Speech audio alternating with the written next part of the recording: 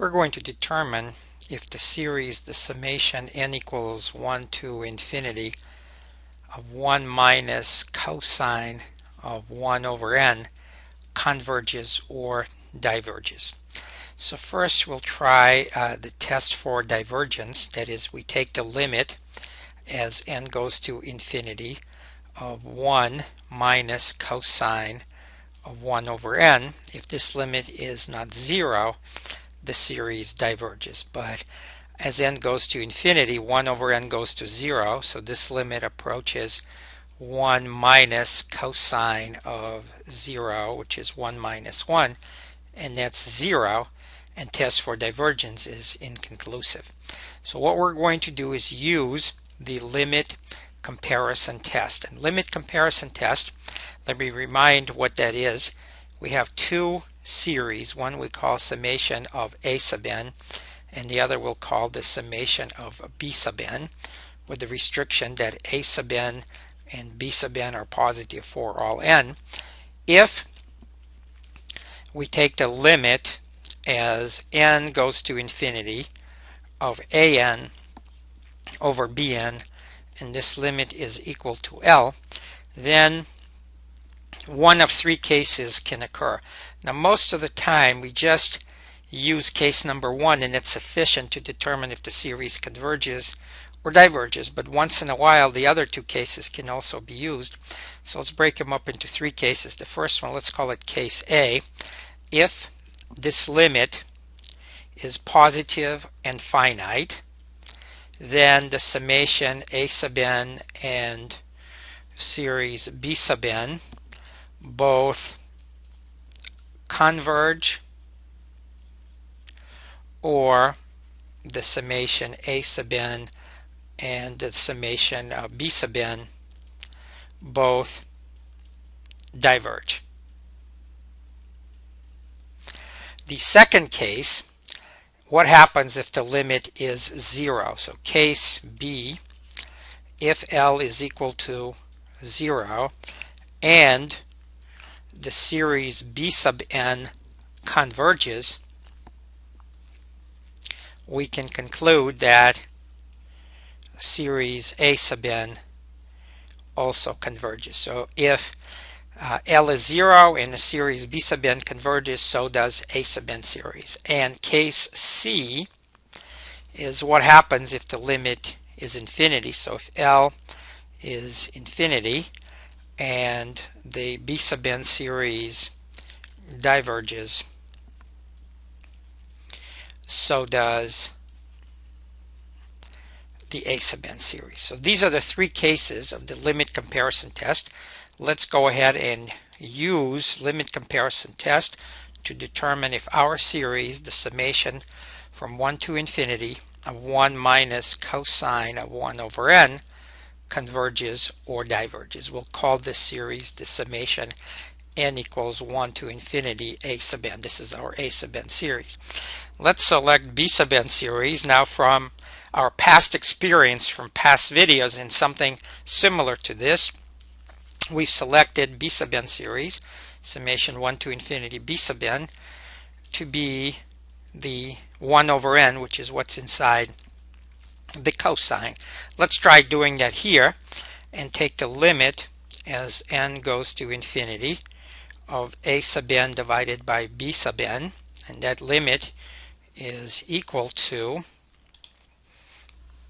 well, that limit is the limit as n approaches infinity, 1 minus cosine of 1 over n divided by 1 over n. And we can pass that on to continuous functions. So this is x approaches infinity, 1 minus cosine of 1 over x divided by 1 over x. Let's evaluate this limit. As x goes to infinity, 1 over x goes to 0. Cosine of 0 is 1. So the numerator approaches 0 and the denominator approaches 0 as well. So we can apply the L'Hopital's rule. We could also do change of variables, but it really is the same thing. So this is limit as x goes to infinity. The derivative of the numerator, derivative of 1 is 0. Derivative of minus cosine is sine, so this is sine 1 over x times the derivative of 1 over x, that's minus 1 over x squared, and this is divided by derivative of the denominator, which is also minus 1 over x squared. We can cancel these and now evaluate what remains as x goes to infinity. 1 over x goes to 0, sine of 0 is 0, so the limit is 0, and this is our L. So we are under case B. Since the limit is 0 and our B sub n series needs to converge in order for the A sub n series to converge. But our B sub n series is 1 over n. This is harmonic and it diverges. So what that means is none of the three cases of the limit comparison test apply, and we can't use it if our B sub n series is 1 over n. So we have to try something else. So let's try picking our B sub n series, the summation n equals 1 to infinity B sub n, to be 1 over n squared. Let's see where that leads us. Let's evaluate now the limit as n approaches infinity of a sub n over b sub n, and that is now the limit n goes to infinity 1 minus cosine of 1 divided by n, and this is divided by 1 over n squared. We can write this as the limit x goes to infinity of 1 minus cosine of 1 over x divided by 1 over x squared. Now again, let x go to infinity.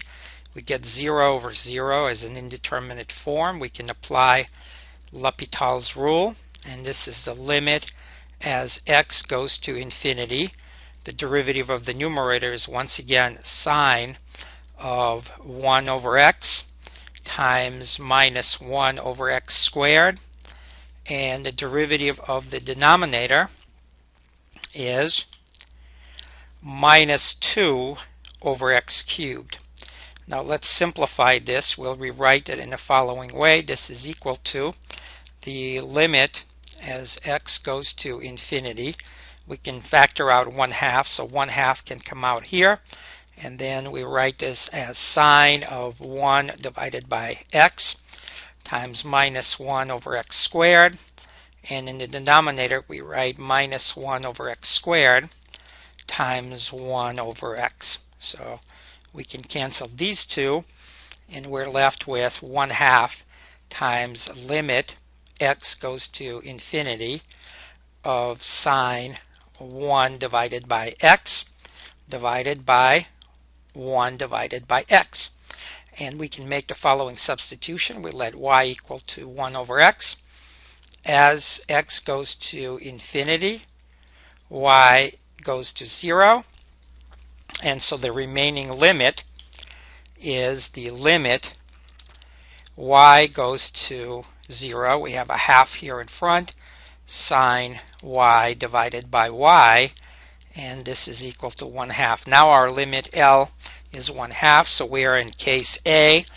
Therefore the series, the summation from 1 to infinity, 1 minus cosine of 1 over n, and the series n equals 1 to infinity 1 over n squared, can be compared using limit comparison test. We identified this series as P series with P equal to 2, therefore it converges. So therefore this series also converges by the limit comparison test. So we're able to determine that the series converges by limit comparison test. Now, but let's show this in another way. We can do the following.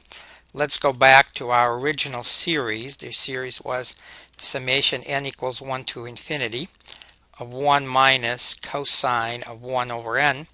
Let's simplify it or write it in a slightly different way by multiplying it by 1 plus cosine of 1 over n, and also dividing it by 1 plus cosine of 1 over n.